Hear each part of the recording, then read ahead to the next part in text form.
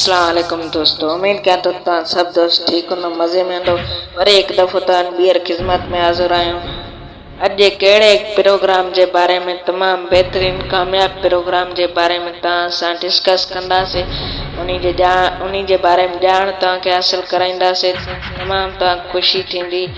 Video लाज़मी आख़िर तक ज़रूरु ॾिसंदा। ऐं असांजो वीडियो शुरू करण खां नंढड़ी रिक्वेस्ट आहे त अञा ताईं बि असांजे चैनल खे सब्सक्राइब कंदा ऐं लाइक कंदा ऐं कमेंट कंदा ऐं शेयर कंदा। तव्हां दोस्तनि जी वॾी महिरबानी थींदी। बिना टाइम वेस्ट कीजिए वीडियो शुरू पिया कयूं। KTN ते तमामु बहितरीन प्रोग्राम यादगिरियूं जेको हली रहियो हुयो, उहो वॾे अरसे खां पहिरियों बंदि थी वियो हुयो ऐं हाणे वॾे अरसे खां पोइ बाद हाणे शुरू थी वियो आहे। पहिरियों रूबी अली बंदि कयो हुयो, अलाए छाजे करे, अलाए छाजा मसइला हुया, इन जे करे हाणे वरी शुरू थियो आहे प्रोग्राम यादगिरियूं।